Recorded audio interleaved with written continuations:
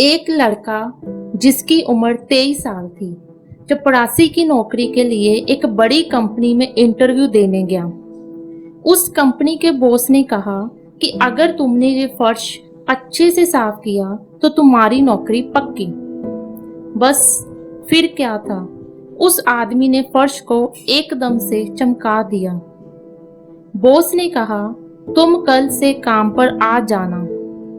Boss ने उस आदमी से एक फोटो और आईडी प्रूफ मांगा और उसकी ईमेल आईडी भी मांगी। वह आदमी बोला, मेरे पास ईमेल आईडी नहीं है।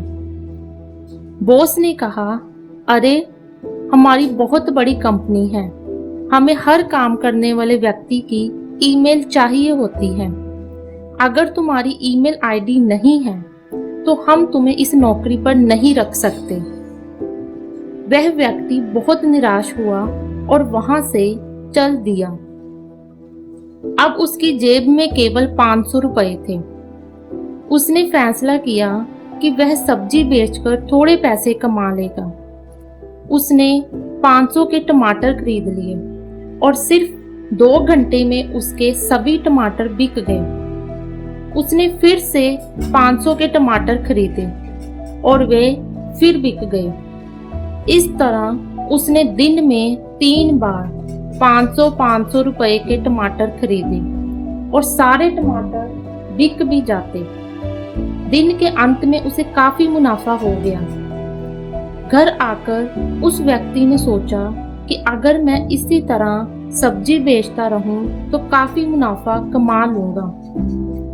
उसने 6 महीने तक यही काम किया और जब उसके पास काफी रुपए इकट्ठा हो गए तो उसने सब्जी की एक रेहड़ी खरीद ली। अब उसका काम बहुत अच्छा चलने लगा। बहुत जल्द उसने ट्रक से सब्जी बेचनी शुरू कर दी और देखते ही देखते उसने सब्जी बेचने का होलसेल काम शुरू कर दिया। अब हर दिन वह 10 से 15 ट्रक में सब्जी डिलीवर करने लगा, जिसके लिए उसने कुछ व्यक्तियों को काम पर रखा। कुछ सालों बाद उस आदमी ने फूड रिटेलिंग में बड़ा नाम कमा लिया। एक दिन उसने सोचा, क्यों ना मैं अपनी इंश्योरेंस करवा लूं। इसके लिए उसने एक इंश्योरेंस करने वाले को घर पे बुलाया। जब ब्रोकर उस व्यक्ति की इंश्योरेंस कर रहा था तो उस आदमी का ईमेल पूछा तो उसने कहा, मेरी ईमेल आईडी नहीं है। इंश्योरेंस ब्रोकर ने बड़ी हैरानी से पूछा कि आपका इतना बड़ा बिजनेस है लेकिन आपका ईमेल आईडी नहीं, ऐसा कैसे हो सकता है? आपको पता है, अगर आपका ईमेल होता तो आप आज कहां से कहां होते। वह व्यक्ति थोड़ी खामोशी के बाद बोला, अगर मेरा ईमेल होता तो आज मैं एक चपरासी होता। ये बात उस इंश्योरेंस ब्रोकर को तो समझ नहीं आई, लेकिन आपको शायद अच्छे से समझ आ गई होगी। अगर आज आपके साथ कुछ अच्छा नहीं हो रहा तो निराश मत होइए।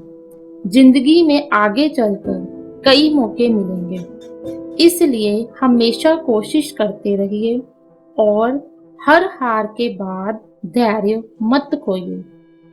क्या पता कामयाबी शायद आपकी अगली कोशिश की प्रतीक्षा कर रही हो। धन्यवाद।